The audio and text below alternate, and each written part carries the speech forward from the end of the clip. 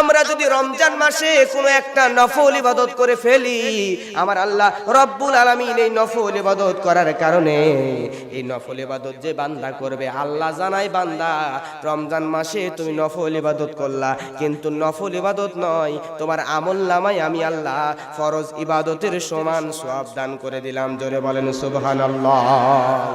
আল্লাহ রাব্বুল আলামিন জানাচ্ছেন এই মাস হলো কোরআন নাজিলের মাস, এই মাসে আমি আল্লাহ কোরআন নাজিল করেছি। এই জন্যই কোরআন নাজিলের মাস হওয়ার কারণে আমি আল্লাহ রাব্বুল আলামিন এই রমজান মাসে এত বেশি অফার দিয়ে দিয়েছি। ইত্তাকুল্লাহ, এই তাকওয়া যদি আমাদের মধ্যে থাকে, আমার ভাইরা, ওই যুবক পরবর্তীতে হাদিসের রাবী বর্ণনা করছে, ওই যুবক সঙ্গে সঙ্গে তওবা করে যুবক ওই জায়গা থেকে ফিরে আসলো। যুবতী নারীকে, বিধবা মহিলাকে খাবারগুলো দিয়ে দিল আর বলল, ও যুবতী নারী, তুমি যাও, কোনো দিন